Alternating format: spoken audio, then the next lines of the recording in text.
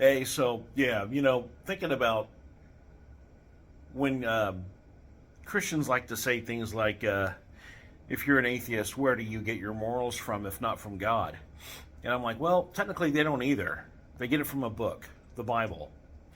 And I'll tell you what, if the men who wrote the Bible were inspired, it wasn't from God, but nevertheless, I could be inspired to write a better book about morality than the writers of the Bible did. For instance, I wouldn't support slavery. I'd have a commandment against slavery. I'd have a commandment against SA and grape. I would have a commandment against incest. I would have a commandment against abusing young children. And, as well as, some of the others that were mentioned in the Bible. But it's just funny to me that it seems ironic that, or I don't know if it's ironic or not, actually, that the Christians that I know will always defend their deity before they'll defend morality.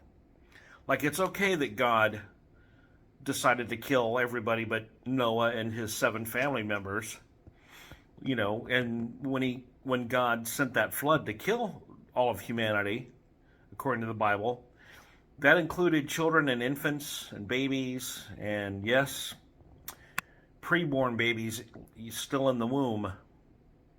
So yeah, God does believe in unaliving children in the womb.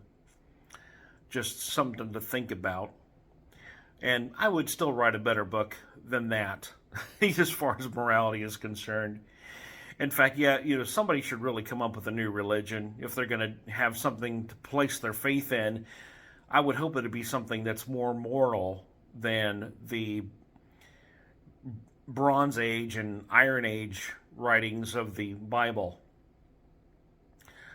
The morals of the people at that time who composed the Bible were horrible. And the thing that is interesting, too, is that the Bible says that God does not change. If that's the case, why the need for a New Testament? If Jesus is God, then he's a jerk, too. Paul says of Jesus Christ that he is the same yesterday, today, and forever. And a lot of people like to equate Jesus Christ with being God. And if that's the case, if Jesus were there in the beginning at creation, then he's as guilty of genocide and his bloodthirsty, maniacal behavior and commandments that the Old Testament God is. Anyway, I just think it's kind of funny. And I just thought I'd just share my 2 cents on that today because it's been bugging me. I've been seeing a lot of posts about how good God is, how good Jesus is, and people need to come to Jesus, and every knee will bow when Jesus returns. Well, that commandment was given 2,000 years ago, or I should say that text was written probably 1,900 years ago, to be more precise, and was relevant at that time. Nearly 2,000 years have passed, and you know what? Believing that every knee shall bow at when Jesus returns, that's something that Christians believe in their head because that's what the Bible says. And it's interesting when people think about the still small voice in their head that God talks to them.